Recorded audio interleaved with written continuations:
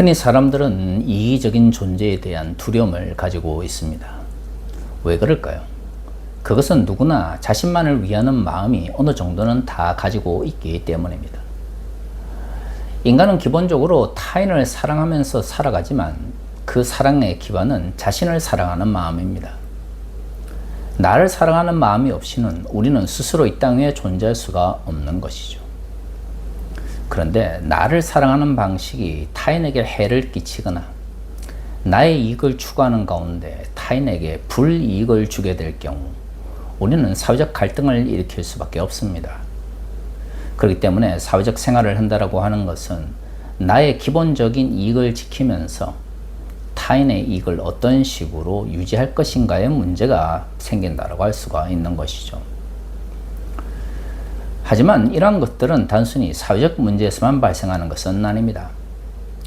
종교적 영역에서도 우리는 예수 그리스도의 사랑으로 구원을 받았다라고 고백을 하지만 정작 그 예수 그리스도의 사랑이 다른 사람에게는 전달되지 않는 것처럼 생각하는 경우가 많습니다.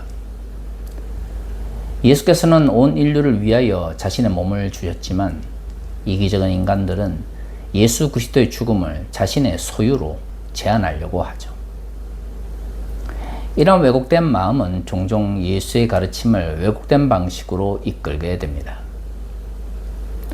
저는 이러한 왜곡된 마음이 가장 잘 드러나는 것이 요한계시록, 오늘 우리가 읽은 본문의 말씀이라고 생각을 합니다.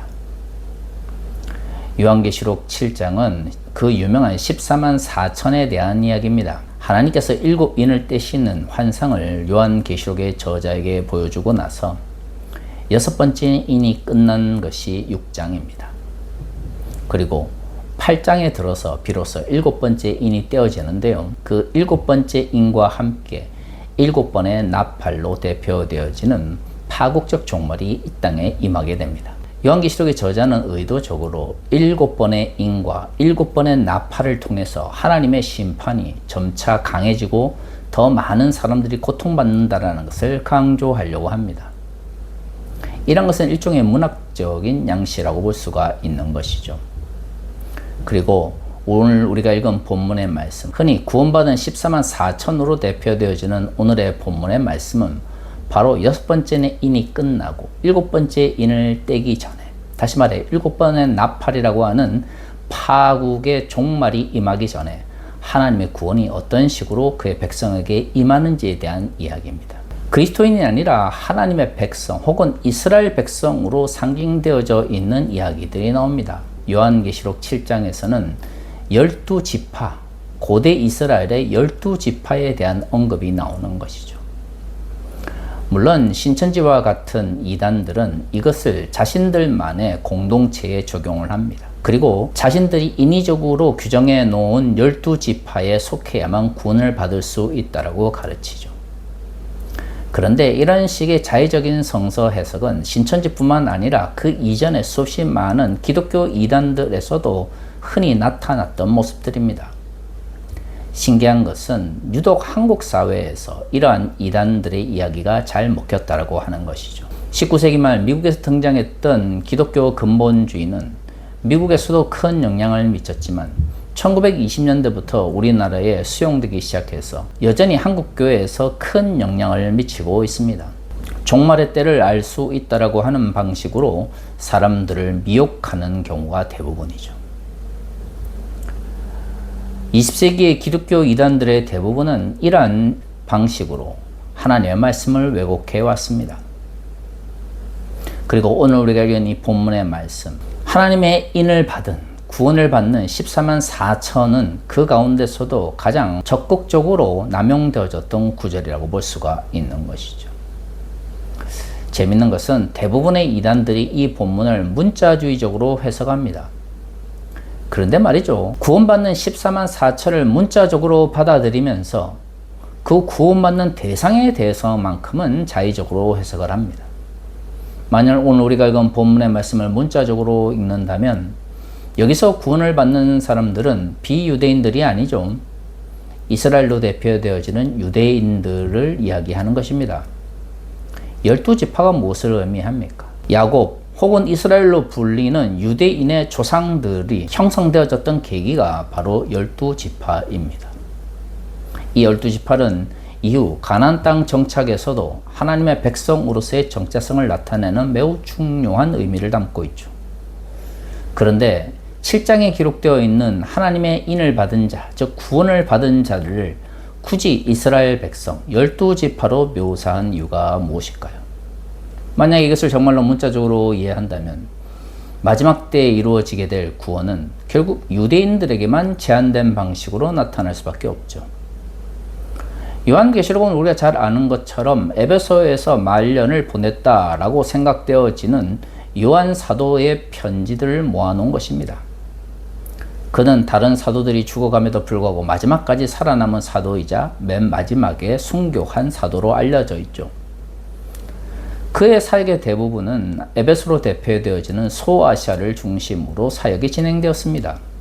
그런데 요한서신과 요한계시록은 이러한 요한 사도의 이름으로 기록되었다라고 전승되어지고 있습니다.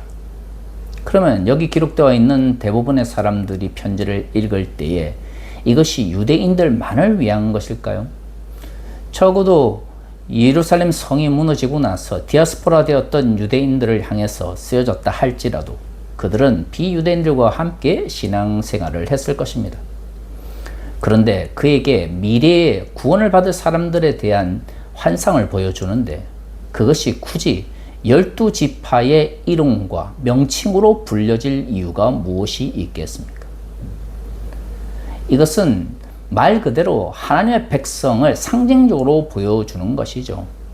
그렇다면 여기 등장하는 14만 4천, 즉 각 지파마다 1만 2천씩 구원받는 자, 임받은 자로 묘사되어 있는 이들 역시도 상징적 숫자라고 이해를 해야 합니다. 요한계시록 7장을 처음부터 상징으로 해석을 하든 아니면 문자주의적으로 해석을 한다 그러면 구원론적 측면에서 아예 새로운 접근을 하든 뭔가 새로운 방식으로 이해를 해야 되는데 자신들이 편리한 방식으로 14만 4천은 문자주의적으로 적용하면서 정작 12지파에 대해서는 자의적으로 성서를 해석하니까 요한계시록 7장의 말씀이 왜곡되어지는 것이죠. 물론 그런 식으로 성경을 억지로 풀어내니까 이단이 되는 것이지만 문제는 정통이라고 불리는 교회에서도 요한계시록을 해석할 때 요한계시록의 언어가 가지고 있는 상징성보다는 미래의 예언을 신비한 방식으로 풀어냈다는 쪽으로 계속해서 해석을 해 나가기 때문에 이런 식의 문제가 발생하게 되는 것입니다. 여러분, 기독교 2000년 역사 속에서 얼마나 많은 이들이 예수를 믿고 또한 죽어갔습니까? 정말로 그 가운데 14만 4천 명만이 구원을 받는다고 생각하시나요? 마지막 때에 거대한 파국적 종말이 임하기 전 하나님의 구원을 받는 사람이 14만 4천이라면 도대체 지금 같은 몇십억이 살아가는 이 현실 속에서 종말의 때에 하나님의 구원을 받는 사람은 정말 소수밖에 없습니다. 물론 이 14만 4천을 휴거와 연결시켜서 해석하는 것이 전천년설을 개발한 세대주적 종말론자들의 일반적인 해석 방식인데요. 이런 방식은 언제나 한국 사회에서는 기독교 이단들에 왜곡되어 사용되었습니다. 묵시문학은 그 묵시문학이 가지고 있는 상징성이 더 중요합니다. 예를 들어 일곱 인과 일곱 나팔로 대표되어지는 파국적 종말은 우리가 살아가면서 더 큰 고난과 어려움을 경험하게 될 것이라는 것을 알려주는 것이죠. 그 가운데서 14만 4천으로 대표되어지는 인침을 받은 자, 즉 하나님의 구원을 받은 자라고 하는 것은 하나님께서 그 파국적 종말 가운데서 당신의 자비를 보여주신다는 것을 의미합니다. 이러한 상징성을 먼저 이해하고 그리고 나서 이것이 각 시대의 종말론적으로 어떻게 이해될 수 있을 것인가에 대해서 고민하는 것이 요한계시록을 이해하는 올바른 방식인 것이죠. 하지만 지금까지 한국교회에서 요한계시록에 대해서 잘 안다라고 하는 사람들의 대부분은 요한계시록이 가지고 있는 상징성보다는 이것을 예언에 대한 신비한 해석이라고 하는 관점 속에서 접근을 했습니다. 그리고 언제나 요한계시록을 강조하면 강조할수록 휴거라든가 종말의 때를 알려준다든가 아니면 다미 선교회와 같은 극단적인 형태의 종말론을 강조하는 이단들에 넘어가게 되었던 것이죠. 한 세기가 끝날 때마다 언제나 종말에 대한 생각들은 사람들을 엄습해 왔습니다. 19세기 말에 세대주적 종말론이 미국 사회에서 인기를 얻었던 것도 그런 거고요. 특히 1999년 종말에 대한 이야기들이 여기저기서 난무했던 것도 그런 것입니다. 앞으로도 마찬가지입니다. 21세기 들어서 또한 한 세기가 마무리될 때 되면 또한 오늘 요한계시록 7장의 말씀을 가지고 자의적 성서 해석을 기반해서 자신들이 원하는 이해관계에 따라 사람들을 조종하려고 하는 사람들이 나타날 것입니다.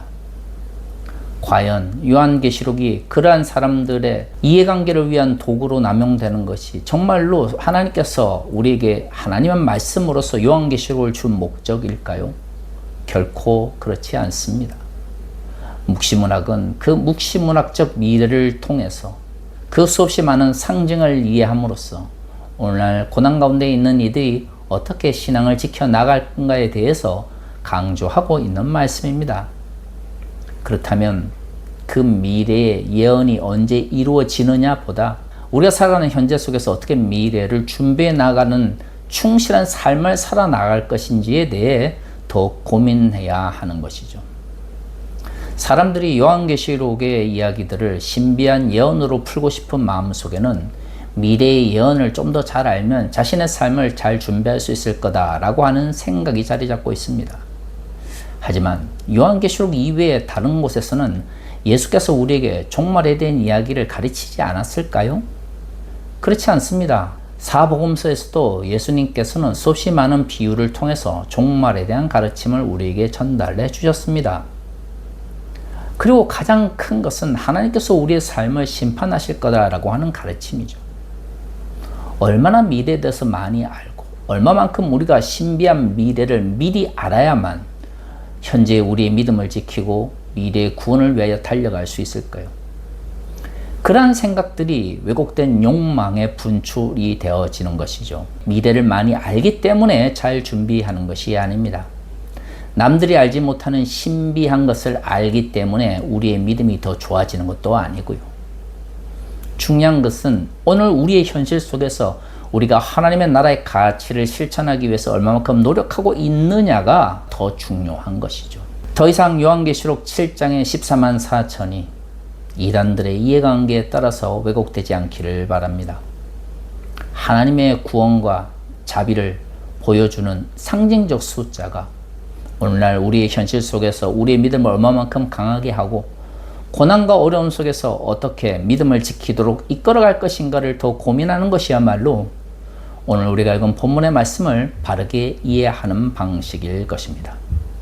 우리 모두가 14만 4천의 가치와 의미를 바르게 깨닫고 그것이 오늘날 우리의 현실 속에서 어떤 의미를 가지는지 끊임없이 성찰하고 돌아볼 수 있는 한 주가 되었으면 좋겠습니다.